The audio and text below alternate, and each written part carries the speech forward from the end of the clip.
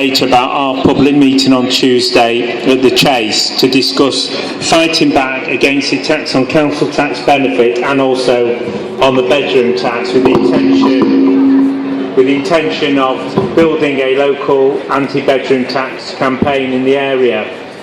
The government has implemented a massive change in council tax benefits. They've abolished the national scheme and with 10% less funding on average, have introduced a local scheme, or told councils that they can all introduce a local scheme, or must introduce a local scheme, with that less money. And their attack on council tax benefits is one, obviously to cut public spending and make working people pay for the crisis of the bosses system. But they're also determined to attack the whole concept of the welfare state.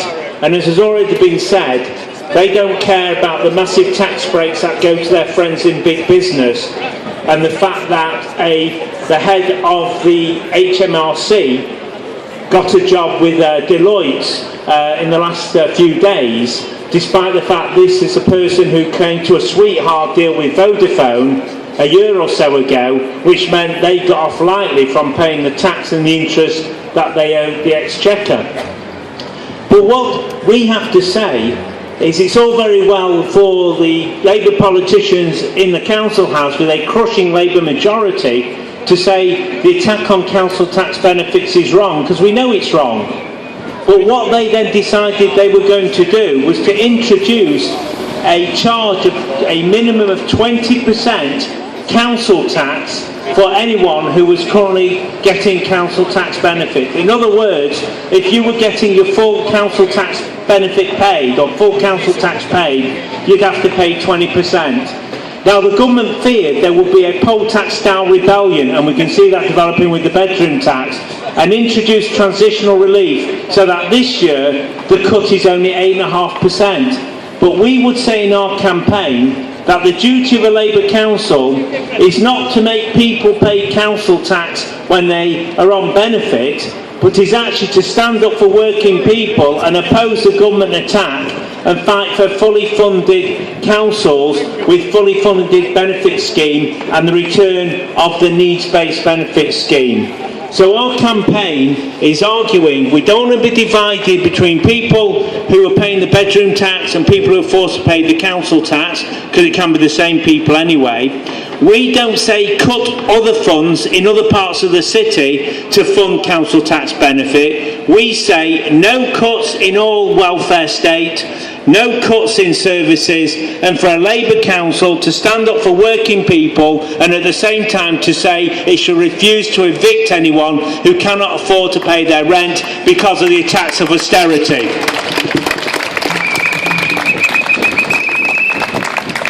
Thanks very much, Gary. I think this is really important that we link all the campaigns together fighting the cuts in welfare benefits. I've got a couple more speakers I know of, both are men. I'm just going to ask if there are any women that want to come up and speak, because there haven't been many women on the platform, on the microphone. Anyone else want to come up? It's great to see so many of you here. It's a shame it's not 10,000, but I think we have to, we have to take away from this, and we have to continue to build a mass demonstration, a mass movement that is going to tackle the attacks on our class, the bedroom tax and everything else successfully and to victory, really. I'm going to plug my own campaign here now, because I work for an organisation called the Independent Living Fund. I'm a PCS member and a PCS rep at the Independent Living Fund, and in 2010 the government decided that the Independent Living Fund that offers or gives financial awards to the more severely disabled people in society. It gives financial awards to enable them to live independently in the community. So it's over and above the support that local authorities give, which, to be fair, is very, very basic and very, very minimal, and sometimes it's not much more than getting people out of bed, getting them fed and wiping their arses, to put it bluntly.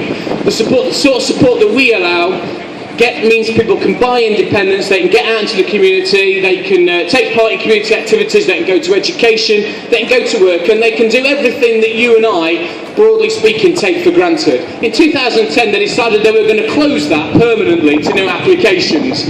And they decided just before Christmas last year, so Merry Christmas to all those disabled users, there's 20,000 disabled users that are relying on our service for independence. They decided in December 2012 that they were going to completely close the Independent Living Fund, completely wrap it up by 2015. What they did say at that time, that it was about fairness. It's not fair that people using the Independent Living Fund get more support, get more care, get more independence than people that are just getting support from their local authority. So what this is about, in fact, is a race to the bottom. It's about everybody getting next to nothing, whilst the bankers, whilst the very rich, get 5% tax cut, and a massive cut that's coming down again in the capital gains tax that these companies get. One of the most disgusting documents that I think I've read in recent months, and some people may agree with me, it's the Sunday Times Rich List that gets published every year. And what that demonstrates is that the very richest people in this country have increased their wealth to the tune of billions of pounds. And it's at the same time when they're telling us that they need to close the Independent Living Fund because they can't afford it. They need to impose this bedroom tax because, of course, we can't afford it. This is in the 7th richest country in the world, and we can't afford to give a decent standard of living to disabled people in our society. It's absolutely, clearly wrong.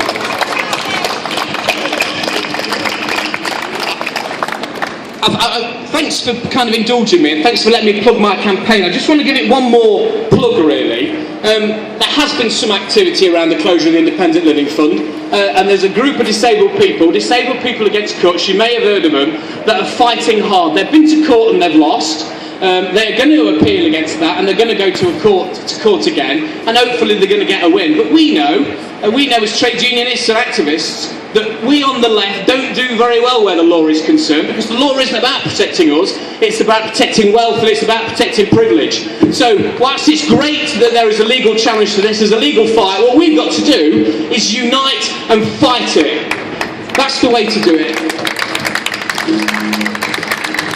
The bedroom tax and the attacks on welfare benefits generally, the attacks on the Independent Living Fund, the attacks on disabled people, they are all part of the same hypocrisy that is austerity. That's what we need to fight, that's what we need to unite around. There is an alternative. We invest in jobs, we invest in social housing, and more importantly, we get rid of these people. We get rid of the Tories, we get rid of the whole system that supports this. Thanks very much indeed for coming today.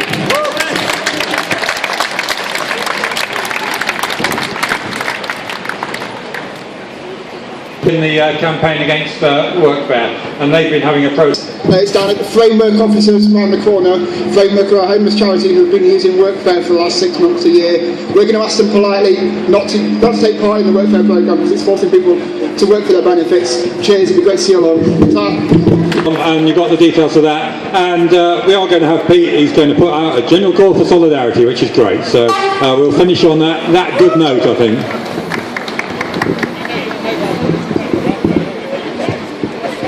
Beautiful day. It's a beautiful day, isn't it? No, it isn't. Because the sun might be shining and it all might be nice and warm, we've got our summer gear on, but it ain't a beautiful day because over this city, over this country, over Europe and over the whole world hangs a black cloud. And that black cloud is called austerity. And it rains down on all of us. It rains down on you guys in the shape of the bedroom tax. It rains down on you guys in the shape of benefit and welfare cuts. It rains down on the public sector employees who fear for their jobs. It rains down on the private sector employees who austerity is used as an excuse to continually savage their terms and conditions. It rains down on our NHS, which is being systematically privatised, and it rains down on our public services, which are being dismantled. Now, if one group of us blow, the black cloud will stay there. But if we all blow together, we'll blow the black cloud away. And that's what I'm talking about. I can talk all day long about how awful austerity is. I can talk all day long about how awful the bedroom tax is and the terrible effects it's having on our people and on our communities. But what I want to talk about is how we can fight back. and how we can win.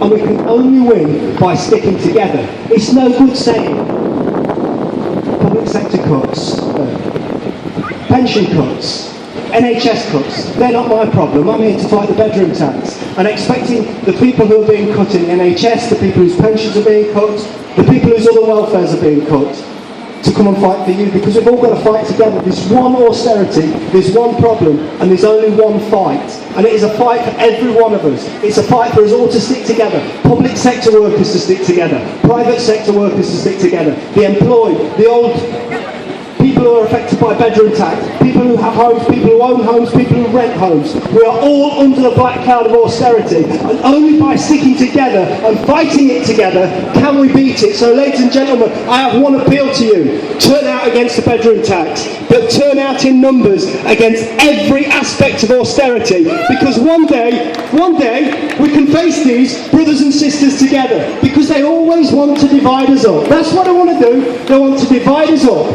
They want to blame each other. Let me explain it in terms of a piece of cake, right? Imagine I take out a piece of cake. It's this big. It's this big. And I say, who wants a piece of cake? And I give you a piece of cake, I give you a piece of cake, I give you a piece of cake, I give you a piece of cake. And eventually this piece of cake gets this big, it's all gone, and you've all got a piece about this big. And you look at your plate and you say, is that all the cake I've got? Is that all the cake I've got? And then we all start to ask the wrong questions. You say, has he got a piece of cake because he works in the public sector, his cake's bigger than mine? Is his cake bigger than mine because he's an immigrant and I'm native English? Is her cake bigger than mine because she's a woman? Is his cake bigger than mine because she's black? All these things. We never ask the right question. We never ask the right question, and the right question is, excuse my language, where's the rest of the fucking cake? You know, I gave you a piece this big. I've taken away the whole rest of the cake and I'm eating it myself. So we don't fall out amongst ourselves, we don't squabble amongst ourselves about our movie share of the cake. We turn around to our masters together, shoulder to shoulder, and say, we that help to bake this cake, we demand to partake in the full cake. The full cake, ladies and gentlemen, and we've got to stand together and demand the full cake, because the day we all stand up and stop doffing our caps and saying, yes sir, no sir, it's his fault sir, it's his fault sir, the day we stand together and say, no sir, we're not doing that, we look them squarely in the eyes, we'll see the colour drain from the rosy public schoolboy cheeks, we'll see the fear in the face that they've inflicted on us, and we'll know that the tides have turned, and we are going to fight back, and we are going to win. Thank you very much, ladies and gentlemen.